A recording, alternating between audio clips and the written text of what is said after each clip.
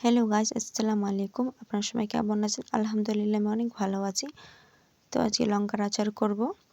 তো এখানে আমি লঙ্কাগুলো নিয়েছি, এই ডাঁটগুলো ভেঙে দেব আর ভালোভাবে এটাকে মুছে নিব যেন একটুও জল না থাকে। ভালোভাবে একটু মুছে নিতে হবে। এবার ছোট ছোট করে একটু কেটে নিব লঙ্কাগুলো। আমার সবগুলো কাটা হয়ে গেছে। এবার একটা বাটির মধ্যে এটা ঢেলে নিলাম। এখানে আমি 1 চামচের মতো লবণ দিব আর 3-4 চামচের মতো ভিনেগার দিলাম। দিয়ে এটা আধ ঘন্টার জন্য ঢেকে রেখে দেব।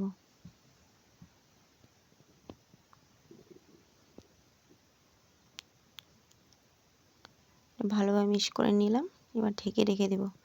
একটা মশলা তৈরি করব এখানে আমি মৌরি নিয়েছি 2 চামচের মতো। মৌরিটা একটু বেশি পরিমাণ দিলে ভালো লাগে আচারে। 1 চামচ থেকেও কম মেথি নিলাম। 1 চামচের মতো এখানে সরষা নিলাম। 1 চামচ জিরে। এবার এটা হালকা আছে, এটা ভালোভাবে ভেজে নিব।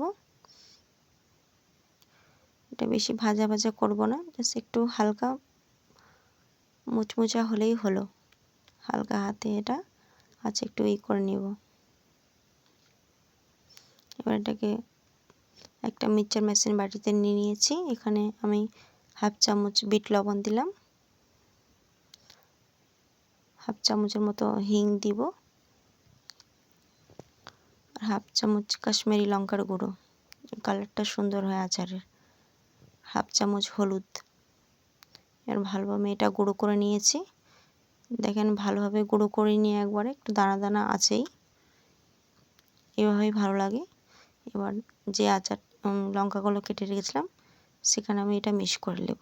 এখানে আমি 1 চামচের মতো কালো জিরা দিলাম। এবার ভালোভাবে এটা মিক্স করে নিব।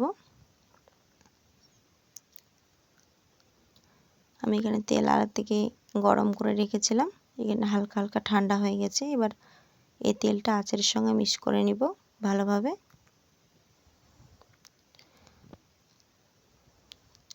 এখানে আমার আচার রেডি হয়ে গেল। এটা ভালো জারে একটা ভরে নিব। আপনারা অবশ্যই ট্রাই করবেন, এই আচার খেতে কিন্তু খুবই সুন্দর হয়।